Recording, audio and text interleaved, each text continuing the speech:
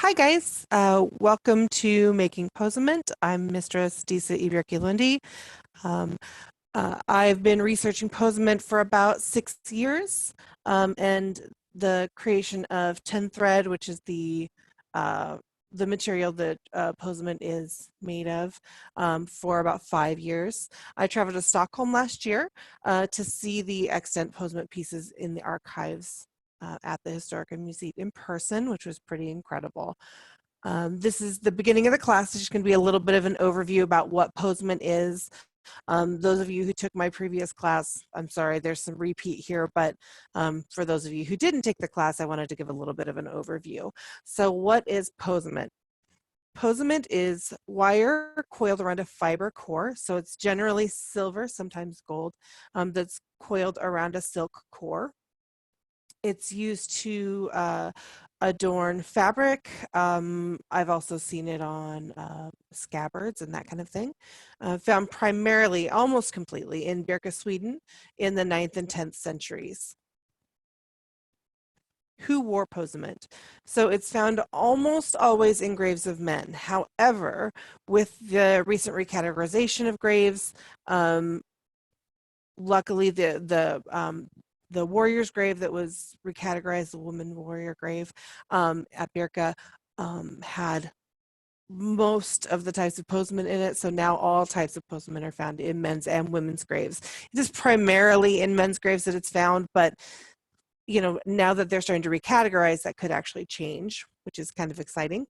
It's usually kind of seen in the head and the belt area, and found on scabbards. I actually saw that at the museum. There was one that was attached to a square one that was actually attached to a scabbard, and bags, purses, that kind of thing.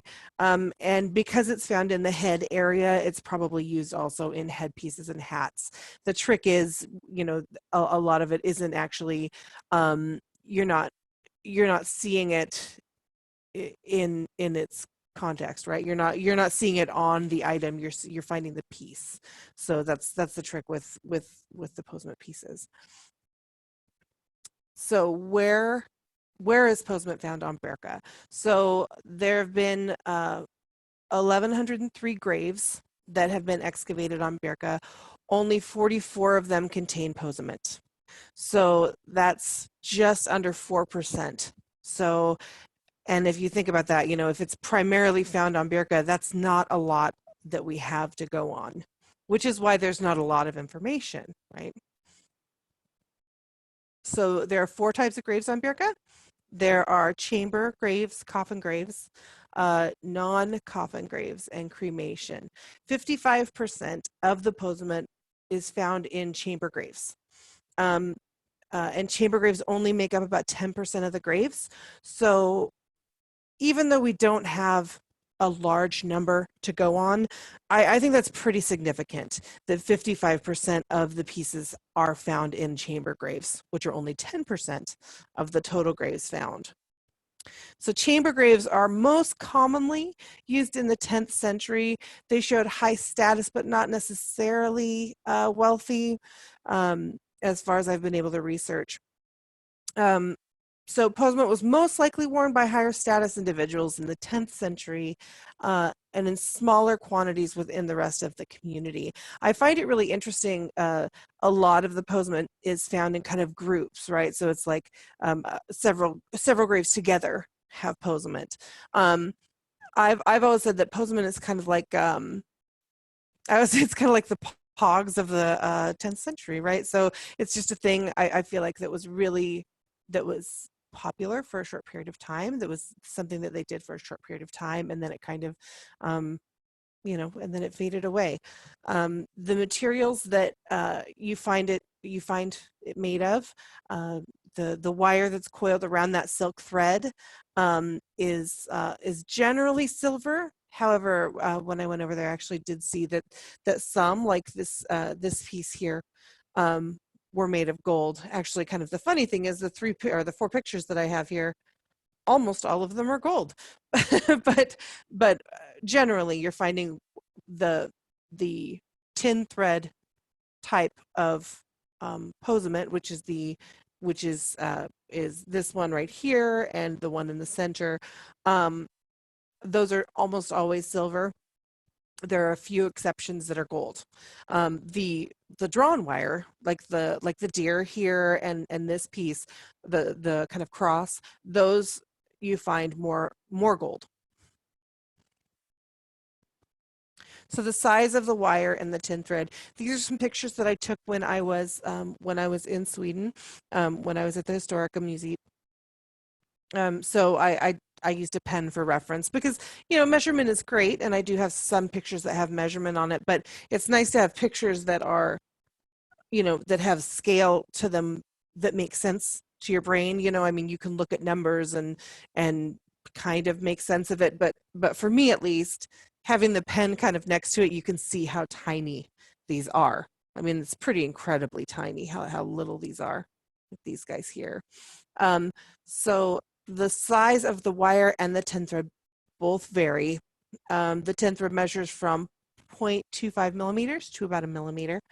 And the wire size, I believe, is between 28 and 36 gauge for silver wire or the tin thread wire. And then for the drawn wire pieces, like the deer in the previous slide, closer to 24 gauge, 24 to 36 gauge. I think the wire is a little bit bigger on that one than in the other pieces. So we've got 8 types of posament. We've got 4 braided types, and we've got 4 knotted types. All of the rest of it is pretty much what, and then there's also the square type. But other styles are created generally using all of these, which is kind of cool. You don't have a massive amount of knot work to learn, right, before you start on this. So the way that we're going to go back one. I haven't used the video before, so I want to make sure it doesn't autoplay.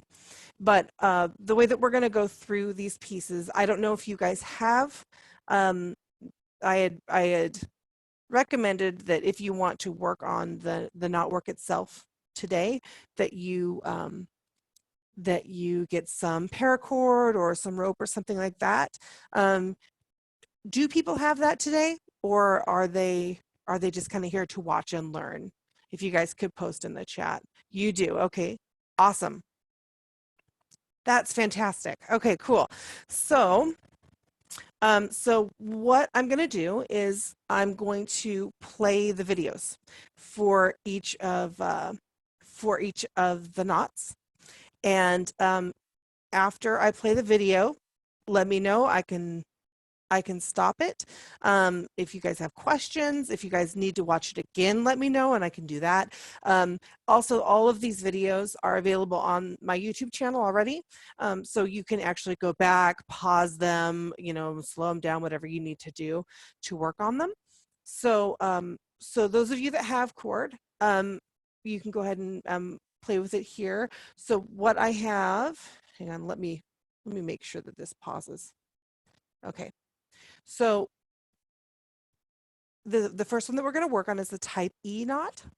Okay, and the type E knot, all of the instructions are here. So it's actually a pretty simple knot, but I'm going to show you in the video how to do it.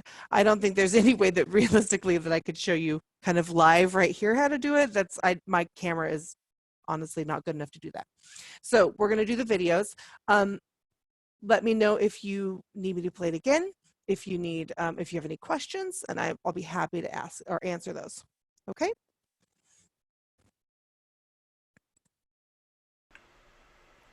In this video, we're going to be talking about the type E posament knot. To start this knot, you're going to do an overloop. So your at the end of your rope is going to go over the beginning. The next step is to put the rope over the loop that you've created, just like that. Your rope's then going to go underneath the beginning of your loop. You're then going to go over right here, under here, over here, and then under right here.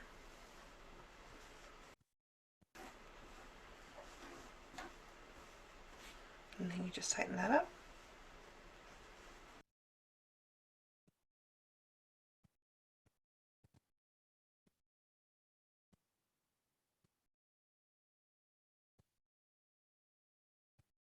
And there's your knot. We're going to do that again. Here we're going to do an over loop here. Then we're going to take the end of our rope and put it over that loop. We're going to go under right here, over here, under right there, over here, and then under and out.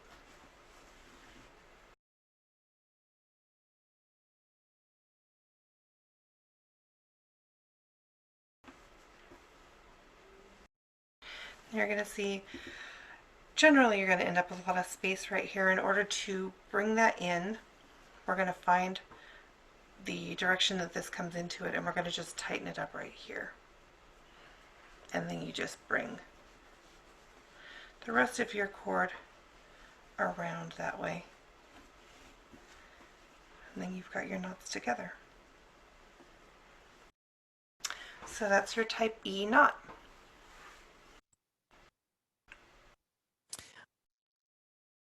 All right, do you guys want to see that kind of step by step? I can pause it in the middle.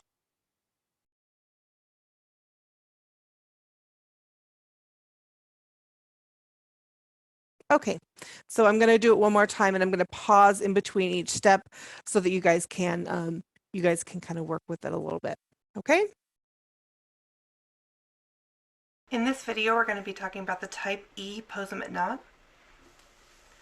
To start this knot, you're going to do an over loop. So the end of your rope is going to go over the beginning. Okay? So the first one, you're going to make a loop that most of your cording is going to go over the beginning of your cord. Does that make sense?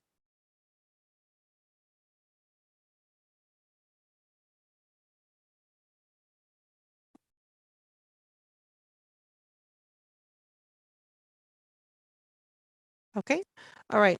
The second step. The next step is to put the rope over the loop that you've created, just like that. So this is just going to lay on top. Okay. So you're just laying your cord over the top of the loop that you created initially. Does that make sense?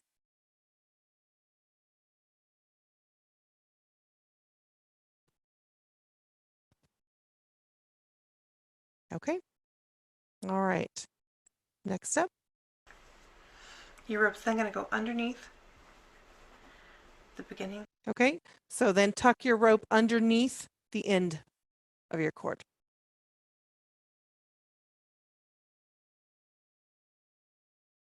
Okay.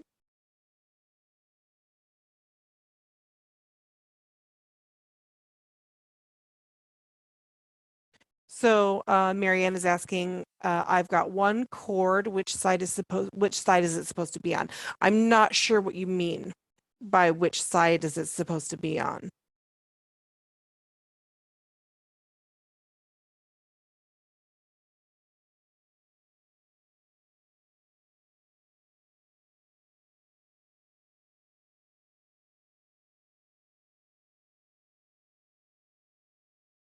Does she mean like on the left side or right side, depending? Okay. If you could please make sure to just keep it muted. And ask questions through the chat. That's going to be the best way to do that. So if you're meaning like the end of the cord, which side is the end of the cord supposed to be on, it can actually be on either side, especially if you're right-handed or left-handed. You know, it can vary what's easier. You have a cut and a running end should the knot be on the left. It can actually be on either side, whichever way is more comfortable for you. As long as the knot's successful, then it works, right? So, so yeah, it doesn't actually matter which side it's on. If the knot ends up working for you, then that's awesome. So, and you just run from that direction then. Or you can flip it over because it's the same on either side. So, okay, I'm going to move to the next step here. Of your loop. You're then going to go over right here. Okay. Oops. Oh no. In this video, we're going to be talking about the type E. Okay. Hang on. Under here. Okay. So you've gone over the end of your loop. You've gone underneath the beginning, the cut end. Okay. Over the cut end, or I mean, sorry, under the cut end. And they're going to go over the top of the loop here. Okay. You're going to go under the one that's in the center.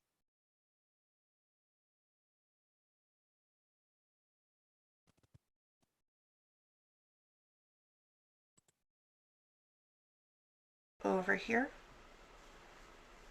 And then under right here. Okay. So, oh my goodness, it keeps going back. Okay. So, the joys of online learning, right? So, under here. Over here, under, over here, over, and then under right here, and then out there, and then you just pull it tight. Not too tight. You want to keep your knot together. Does that make a little more sense, Marianne? Okay. All right. So if you look at, so are you looking at the diagram and not the video? Or kind of both? Okay, so you're looking at the diagram. Okay, so can you see my mouse here moving around? Okay, so you've got this is your cut end. Okay, this stays your cut end here. Okay, so that's your cut end. You're going to go over that cut end here. Okay, and then you lay it over the top of the loop here. Okay, and then I know the next one is a whole bunch of things.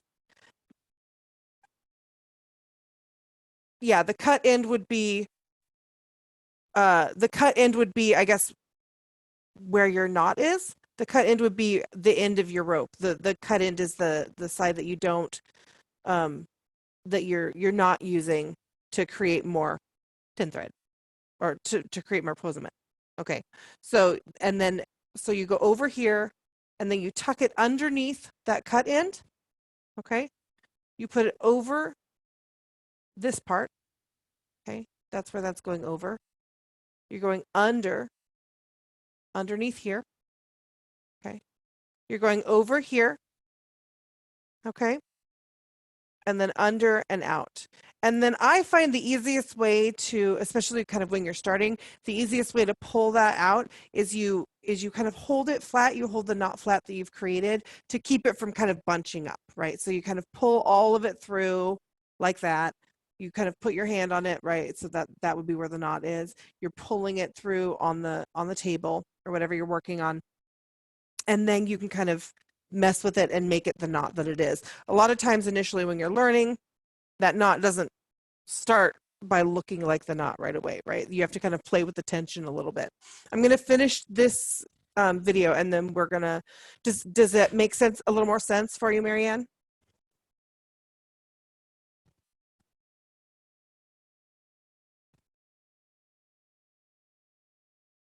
Okay, yeah, and it may just take a little bit of practice to do.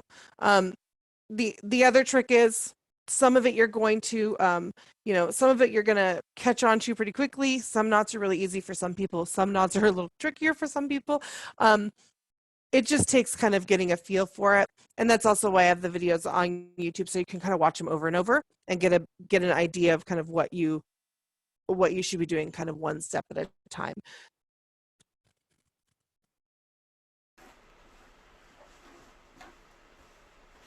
And then you just tighten that up.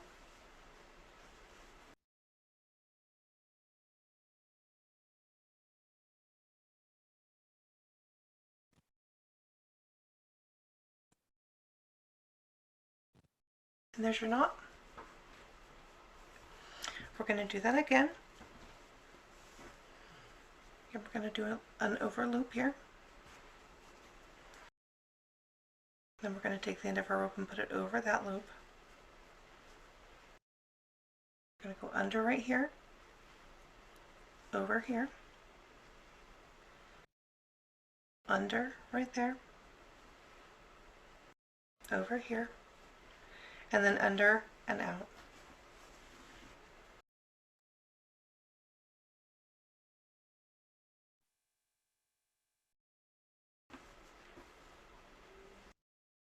You're going to see, generally you're going to end up with a lot of space right here. In order to bring that in, we're going to find the direction that this comes into it, and we're going to just tighten it up right here. And then you just bring the rest of your cord around that way. And then you've got your knots together. So that's your type E knot. And it moved right to the G here. Okay, so the next one is the G. G is actually a very similar knot to the other one. Basically, the only difference is you're working with 2 instead of 1. And so you can see, and Marianne, so this one, that cut end, okay, is actually going to be a knot. Okay. So the cut end, so you're starting with a knot here. Okay, this is going to be your single cord. Okay, and then this is going to be the cord you're using on the bottom, the blue one, and the red one is going to be the cord that's sitting on the top.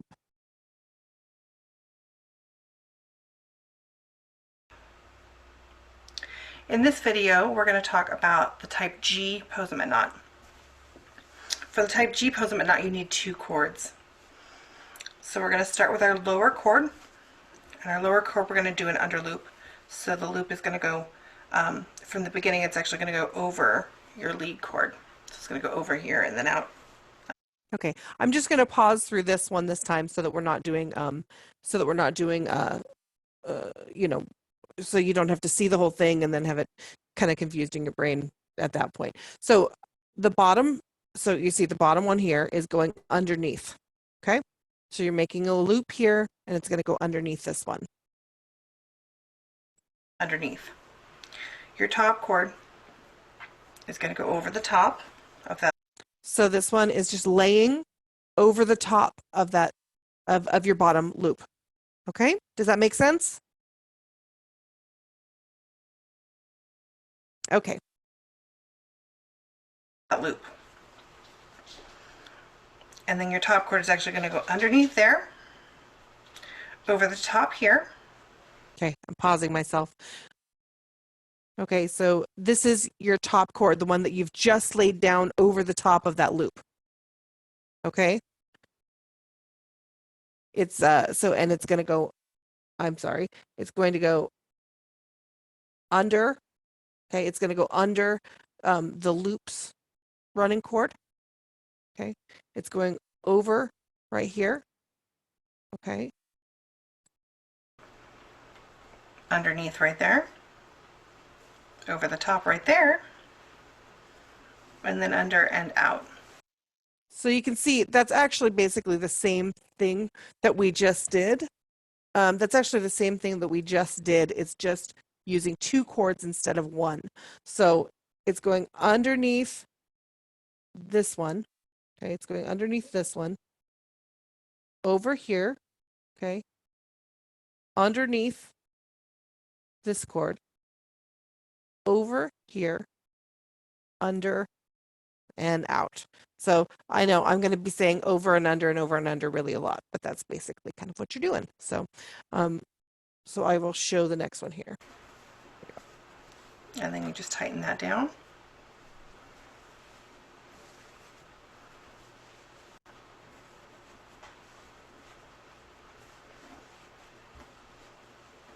And there's your knot. Okay, let's do that one more time. So you're going to have a loop that goes underneath, like that, the top rope, is going to go over the top of your loop. The end of the top rope is going to go underneath your bottom rope, then it's going to go over right there, underneath to go into the loop, over itself, and then under the loop and out. And again, to get it to go closer, you're going to find the ones that go into it, and you're just going to pull those closer and then just tighten it down. Just like that.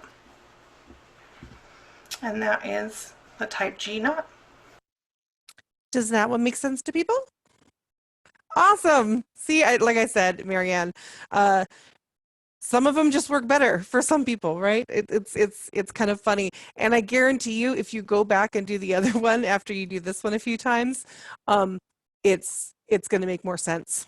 It just kind of, some of the knots work, to trigger people's brains and better than others. So, all right.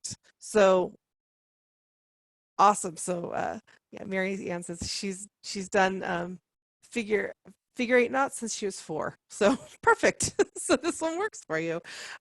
So okay, are we good to move on to the next one? Okay. All right. In this video, we're going to All right. So the next one is the type F knot. This one is different. This one is different than the other ones. But it's actually really pretty darn easy. Awesome. So yeah. So Rosie says she got the first one. She'll go back and do the G later. Yeah, and it does kind of take a little bit of practice. So we're just going to work through it a little bit here together, and then you guys can play with it. Play with it, on your own also. So type F is an interesting knot. It does kind of some cool things, but it's relatively simple. So I'm just going to play this one. I'll show it kind of step by step, and then I'll let the second run through of the knot just play. Okay. In this video, we're going to talk about the type F Posament knot. For the type F Posament knot, you need 2 pieces of cord or tin thread or whatever you're using. You're going to start by doing a loop underneath like that on your bottom cord. Okay, so just your running cord is going to go underneath, all right, on the bottom. That's the full first step. The top cord then goes, so this just tucks underneath. The top cord just tucks underneath that loop. Does that make sense to everybody?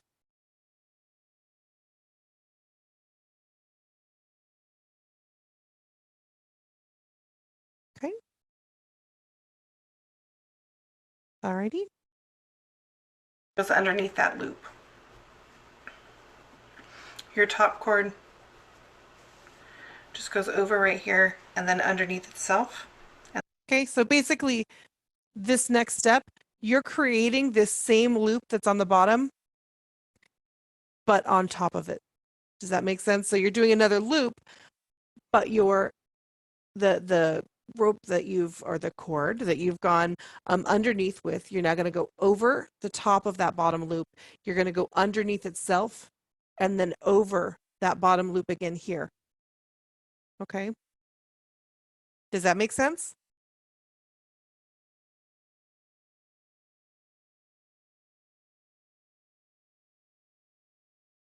Okay.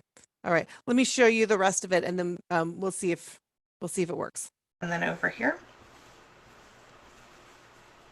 And then just tighten that down. This is a very simple knot, but it's a little. So do you see that? It's just basically one loop on top of the other one.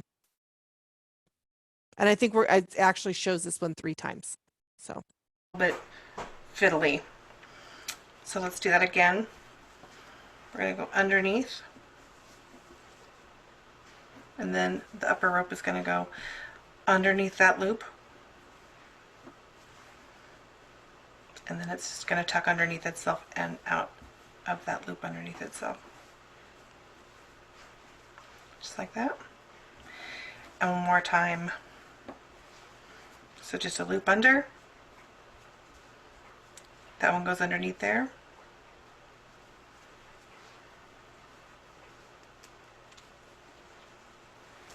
And then just loops underneath itself.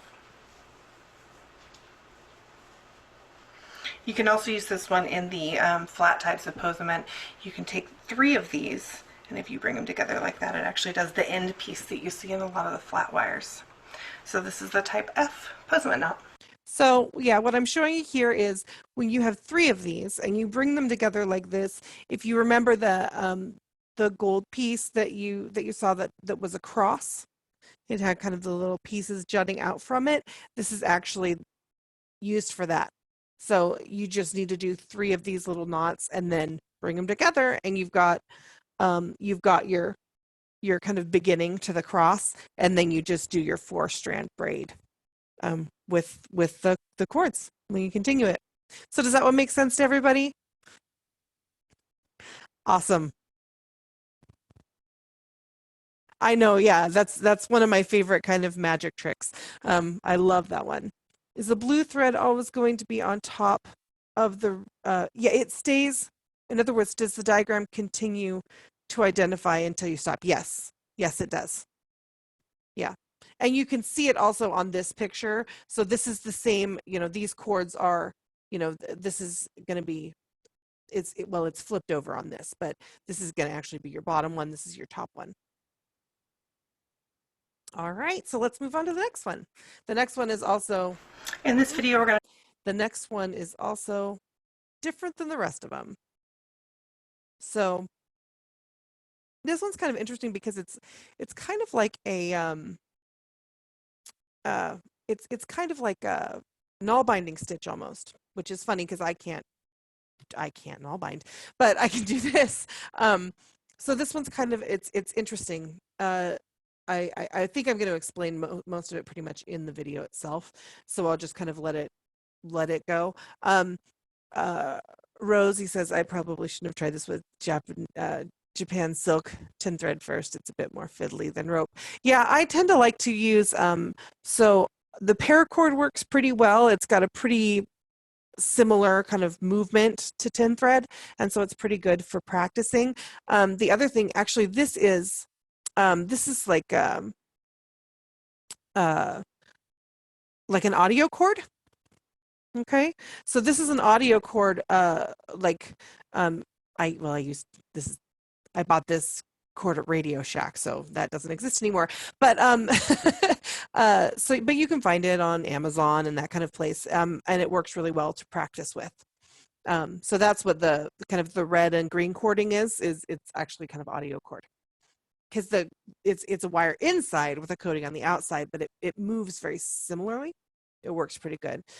Jean says paracord also comes in lots of colors, which can help if you're a visual person. Absolutely, and it helps because you can do 2 different colors for your kind of top and your bottom, so you can see where everything's going instead of trying to just kind of visualize it all the time, which can be hard at the beginning. So. And sometimes even later, I actually a lot of times have to go back. If I haven't done the knots in a while, I'll have to go back to my blog and look at my diagram to remember, okay, does this start with a loop that goes under, a loop that goes over? You just kind of forget. So, okay, so this is the next knot, type H knot. in this video, we're going to talk about the type H posament knot. For this knot, we're going to have the back piece of rope is going to be determining how big of a piece we're going to be able to make. Normally with most of them, you can do a series of them and do it kind of as long as you want, and then cut it off and use what you want to do. But with this one, you actually need to know the size that you want before you start. So we're going to say that we're going to do one this long. Now, I will say about that, you want to give yourself a little bit of extra because it's going to, kind of kink in there, and you're going to lose some of the length on this cord for the back. So make sure that you use, I usually use like at least one and a third or 1.5 times the amount that I want in the back there, so that I don't end up with something that's, way shorter than I wanted. And then once we have that determined, we do an under knot here. So we're going to bring the rope around, and then our continuing rope is going to go underneath what we started here. Okay, so you've got your beginning rope here, okay, and it's just going to kind of sit out here in a little bit of a loop for the beginning. The beginning is a little bit weird on this, so you're just going to have a loop that goes over the top of this and then underneath itself. Does that make sense?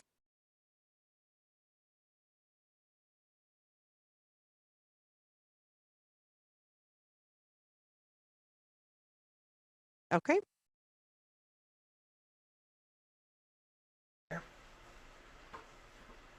And this rope is just going to stay behind the rest of it for the entire time that we're doing this this series of knots.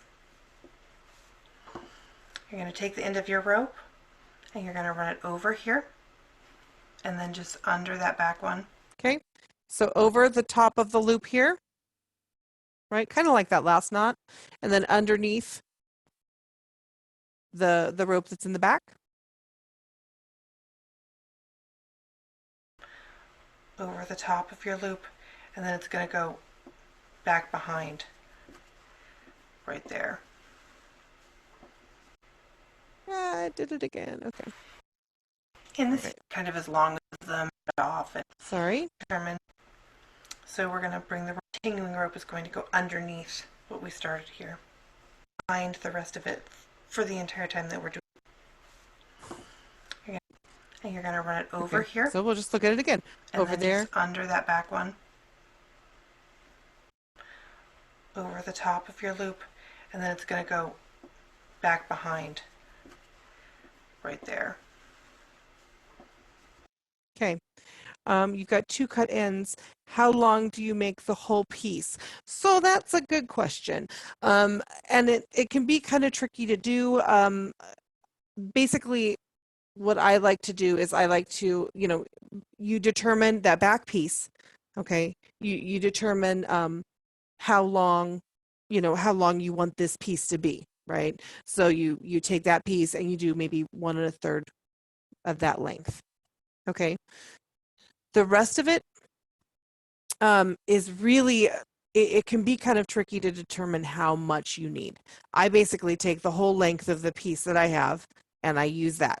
And I just, and then at the end, when I have extra, I just cut it off at the end. And the reason I do it that way is because depending on the size of tin thread that you have, okay, depending on how tight you bring your knots in, right? It all could make the length that you need to work with vary, right? And so I tend to just kind of work with as long as I can, as long of a piece as I can, and as long of a piece as I can, and then and then I just kind of cut it off at the end and use the rest of that for what I want. So does that make sense, Marianne? I wish I had a better answer for that, but it can be a little bit tricky to determine kind of how long you need that piece to be. So the one piece, the one side is going to be pretty short, and the other side is going to be really long. So, okay, I'm going to let the video continue now. Or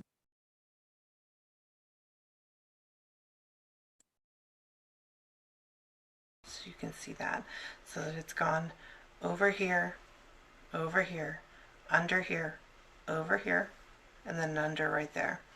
And then now we can actually tighten this one up.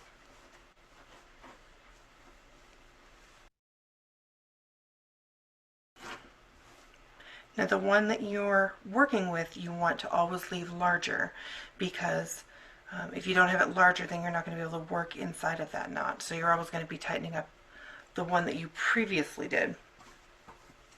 So we're going to do it again. We're going to go over this one, under here, over there, and then underneath your rope here. Now make sure as you go that this piece doesn't get caught underneath here. You want to almost keep it up above here. So now you can see I can tighten this one down.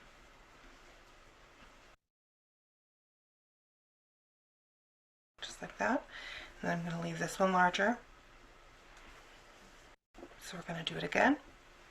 Go over this, under here, over this one, and then under right here. And again, making sure that this stays underneath. And I'm going to tighten the previous one down. Okay, so the question here that I'm having is, in the diagram, what do you do between the second and third diagrams? Okay, so the second and third diagrams, so those are basically what you're doing is you're taking your lead rope here. Okay, so this is going to be where your lead rope is, and you run it over that back one. Okay, and then you go over this loop here. Okay, go over the loop right there. You go underneath that back running piece. Okay, and then you go over the loop right here. Does that make sense? And then you're going under itself, under the loop itself. And then you don't tighten down that one until the next one. I know this one can be really tricky. This one, once you understand it, once you get it, once it clicks, then it's easy. But it's a little bit finicky to look at. I'll play the video one more time so that you can see it one more time. It's just a little bit tricky. So you're going to do, so yeah, let me just show you the end here. I'll do just one more here. So I'm going to show you actually how to finish this knot. Normally, again, with them, you would just kind of twist the end. So yeah, so Jean says, I think the trick with the diagram is you change which end has the arrow on it between 2 and 3. That's true. I absolutely do that. The problem is that's the end you're working with on that piece. So yeah. Oh yeah, and this video is flipped. Yeah. The trick is there, I have to actually flip them. I have to flip the videos because I can't videotape it properly on the thing. I actually have never used the diagrams and the videos together. This is the first time I'm doing it that way. So yeah, so once this piece is laid, once in this step here, in the second step, thank you, Susan. Once the second step is done, okay, once this piece is laid flat in the back, then the arrow flips to here. Does that make more sense, Marianne? And then this piece in the back is just never moved again. Okay, good. I'm glad that makes more sense and you're not as lost now. Thank you, Jean. I've seen these pictures so many times that I just, that they make sense to me now. But yeah, so this one, once this one is done, this arrow here, this is that back piece on here and right here, and it's not going to move again. Okay, the rest of it is all working with this one. Okay.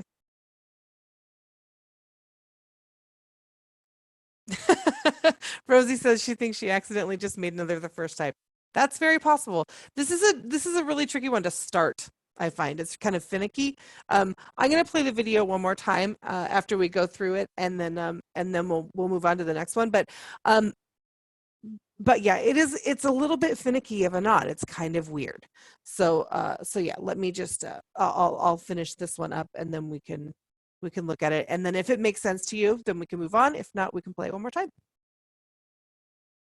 And tuck it underneath, but with this one there's an actual way to finish it.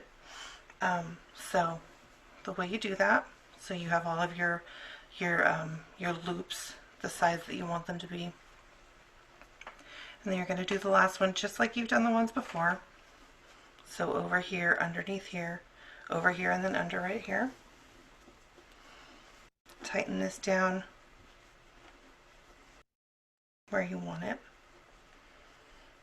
And then, instead of making sure that this one stays behind, you're going to actually take your back rope and you're going to run it over the top. So now it's going to go like this, and then just tighten that down, and then you would be able to, with 10 thread, you would be able to just take that and twist it together and tuck it underneath. And that's your type H Posament knot. Okay, so do you guys want to move on from this one, or do you want to see the steps one more time?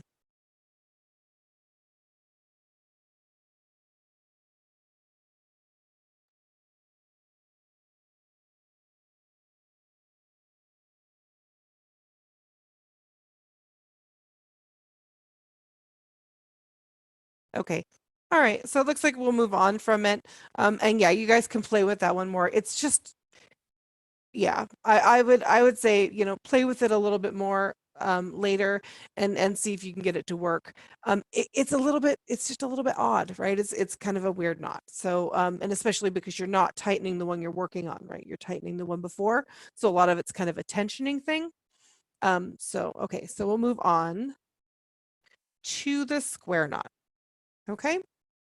Now this one, I'm showing this piece here from grade 561, these two pieces, but there are a lot bigger ones. What I'd like is a drawing between the second and third drawing. Yeah, I think it's probably time to update the drawings. I think I did those drawings about 4 or 5 years ago. So we will move on to the square knot. Okay.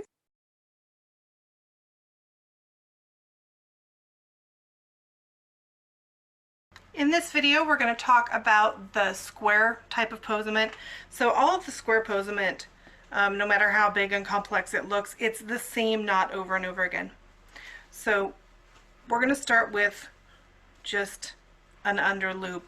So this end is going to be underneath, and the following end is going to go over. Okay, we're going to want a lot on this side and basically nothing over here. Okay. So this is the end of it, okay, and this is where all the extra of your cord is over here, and it's just going to go under or over the top of that end. Does that make sense?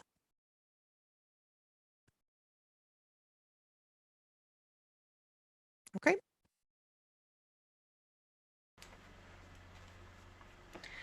We're then going to take our end, go under here and out there. Okay, so that's just underneath right here, underneath the loop, and then it goes out of the loop right there. Okay.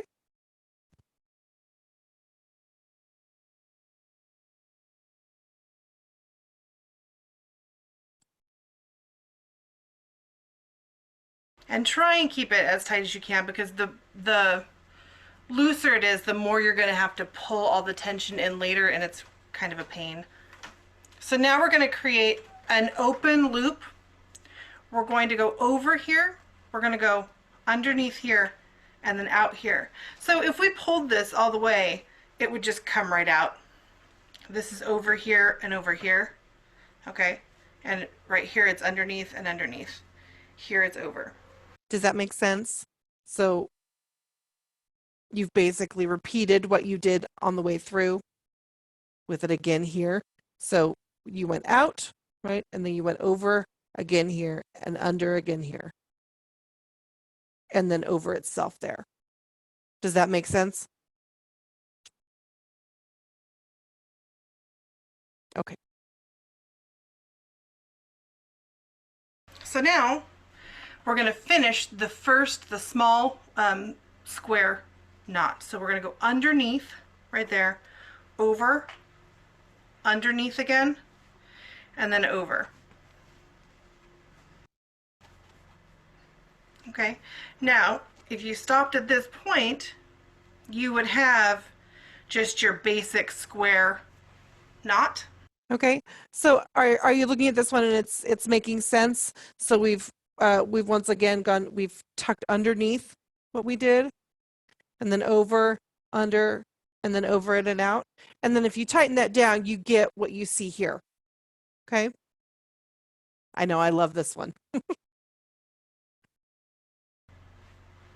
And you can tighten that down and it's really tiny and super cute, and I really, really like those. But if you want to make it more complex, if you want to make a bigger one, you just take your rope or tin thread and you run it over again. You go underneath here. Basically, you're going to take your rope, you're going to bring it to this side, and you're going to copy what this one is. So here they're both under, here they're both over, here they're both underneath.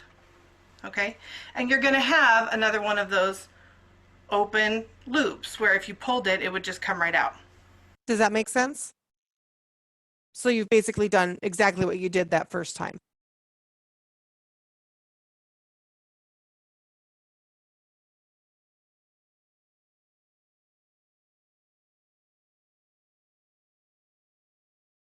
This one is going to tuck underneath now, and it's going to go in between those two.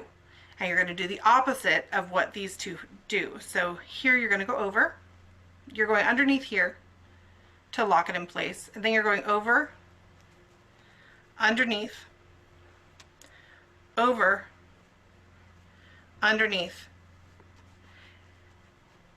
and then over this. Okay, so we can do that one more time.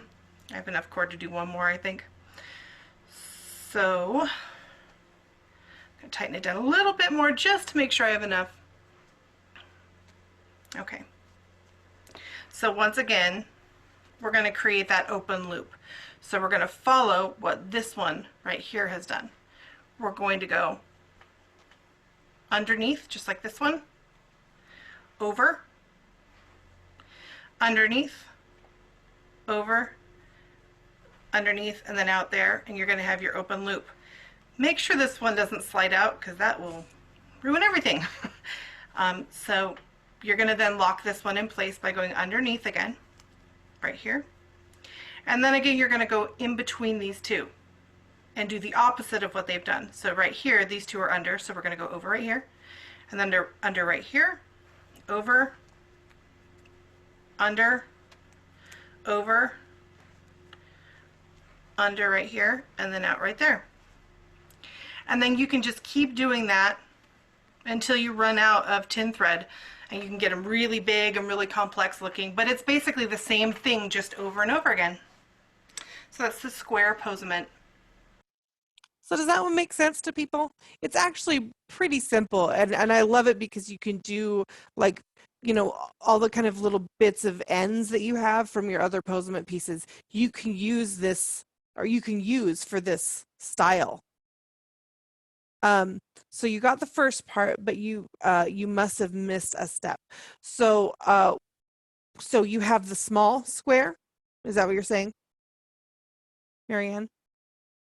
Okay, so after you have the small square, okay, so if you're looking at it on the diagram, okay, after you have the small square here, okay, you're going to take the running cord and bring it back over. Just like we did here on the third step, you're going to do that exact same thing in the middle of these two. Okay, you're going to make your open loop in the middle here. So you're going to bring your cord back there. Okay, and then back under here, back over here, and back under there. So you're doing, you're basically following, I must use my finger to point, that's not going to work. You're basically following what this cord has done, what this line is. Oh, you've got it tightened down too far. Yeah, that's the tricky part, and that's the part that just kind of takes getting used to. You know, is the tension, right? And the one trick about this knot, I've got to say, the thing that I like the least about this knot is tightening it all down, right? Because you need it loose to a certain extent to do a large one, right? So that you can get all of those, you know, so you can kind of work from the outside like you're kind of doing and working in, but then you've got to tighten all that down, and that can be kind of a big pain. But but it can just look so cool at the end. I mean, it's just really, really cool. So yeah, I mean, that's basically the square knot. Once once you get the small one down, it kind of clicks and it gets, and it gets really easy to do the bigger ones. It takes time, but you can get them pretty darn big. Well, they're not huge. They're still pretty tiny, but they're pretty detailed, right? Pretty cool and complex. Does that one make sense to everybody?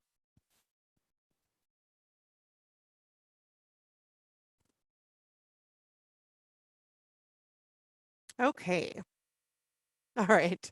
Yeah, theoretically. It may take a little bit of playing with again, and it's really hard. And this is the first time I'm doing this distance-wise. So it's a little bit hard because I can't, I can't like play with the one that you're working with, right? So that you can see how it works. So it's a trick. It's a trick to do, but hopefully you'll be able to also kind of go back and look at this video, because this video will be posted also on my YouTube channel, and then the other videos that you can kind of stop and look at and stop and look at, and hopefully that those will make sense to you.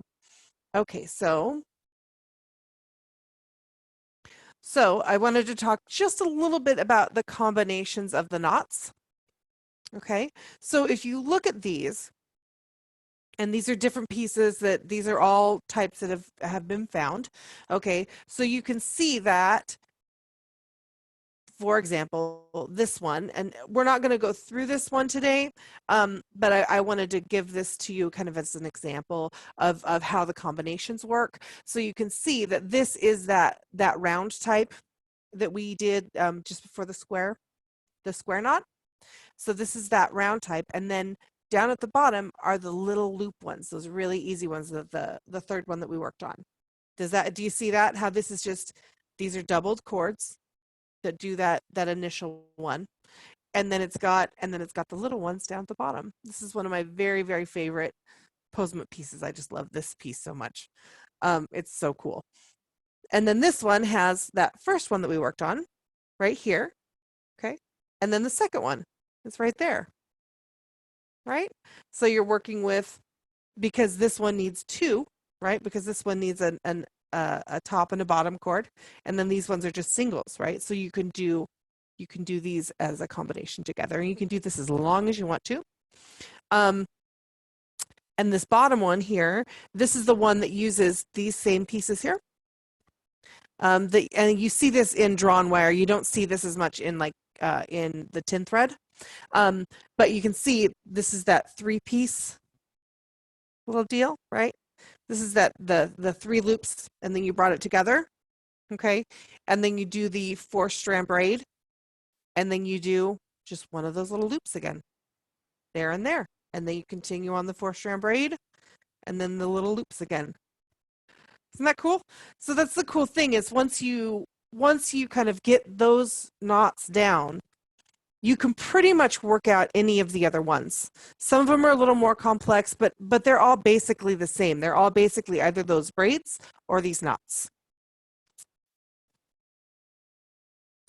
So does anybody have any questions? I know that Susan had a question.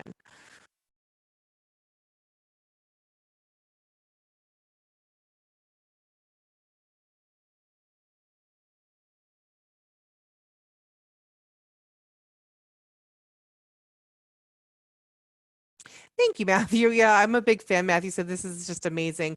I think it's just, I love looking at these little things, right? These just little bits that that somebody worked so incredibly hard to create, not just the knots, right? But they created the tin thread, and they did all that. And I'd like to do an online class about how to make the tin thread, because that's something I've also researched. But it's really it's kind of a hard one to teach online. I think I'm going to have to come up with a video to do it, and it might be a little bit tricky. So that's still in the works too. In regards to the square knot, is there a set amount of tin thread that one uses to make some squares? Again, it depends on the size of your, it just depends on the size of your knot. It depends on the size of the tin thread, and it depends on how, how tightly you bring it down, right? Like like to bring mine down to where there's not a lot of space in between them, right? And that's mostly how you see them, is they're brought down pretty tightly. So it just really, really varies. The cool thing about the square knot is that you can just keep running that and making it into a more complex one until you run out of tin thread. So that's kind of cool, is you can use it for kind of the end pieces that you have sitting there, or you can take a big piece of posament of tin thread and make a really big one.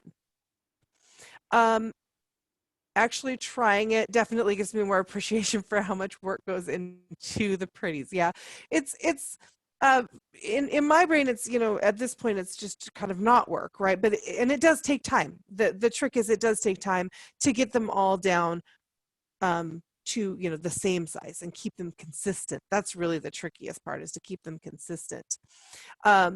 So Matthew asks, is there a reason for the knot names? Yes. So the A, B, C, D, E, those are actually the names that were listed for each type in the Birka books. So there's a series of books that talk about the excavations in Birka. And those are the names for each knot and each braid that were used there. And I use those to make the to make it more consistent, right? To make it easier for people to kind of look at those books. And most people use those names for the knots and for the braids, so that everybody kind of has a consistent name for them. So are they brought down tightly mostly, just as to how comfortable you are working? So most of them that I've seen are pretty tightly, are brought down pretty tightly. And you can find, I have a lot of pictures on my blog, and this is my blog actually here, earlysweden.wordpress.com. And I have a lot of pictures also on my on Facebook, and that's facebook.com/earlysweden. That's my artist page. And you can see kind of how tightly they're brought down, but there are a few of them that are kind of loose and open. Not very many, but there are a few that are. So, if you want to do them a little bit looser, you're welcome to do them a little bit looser. I like doing them tightly also, because then it's harder for them to catch on things. It keeps them a little bit stronger. So, what are the titles? So what are the titles? Are you, of the Birka? They're Birka. The books are Birka. So Birka 1, 2, 3. Yeah. So you can absolutely look those up. I actually have on my blog, if you look at my documentation that I have on there. Thank you, Jean. So Jean actually shared a link for them. So I have on my blog I had the Posament section of Birka 3 actually translated, and that's on my blog as well, so that you can read it. It's only just a couple paragraphs. It's not actually huge. So let's see. How many threads can be used in a knot? So that's actually a really good question, and I should have probably addressed that earlier. So generally, almost always, I think I've seen just a couple that don't. They always use 2 cords. They always use, it's a double cord. So if you see in the pictures here how this is doubled, right? You see how that's doubled? That's almost always that way. It's almost always like that. I've seen very few that aren't doubled. So you use just 2 as you're knotting. And one part of that is also, then you have the ability to do this kind of thing, right? Where you go down and you do just the kind of tiny singular ones. But you can see in this picture almost why they would use 2. Yeah, exactly. So Rosie says it looks better doubled too. Yeah, it looks a lot better doubled. It's stronger. I think the knots have a tendency to collapse less, right? So you can see kind of these loops on the bottom, they look kind of inconsistent and it's a little bit harder. But yeah, so that would be why it, I think that's one of the reasons why it just looks better. I think it just looks way nicer. And you see almost all of them are that way. They're almost all doubled. So thank you, Matthew, for asking that question. That's a really good question. Does anybody have any more questions?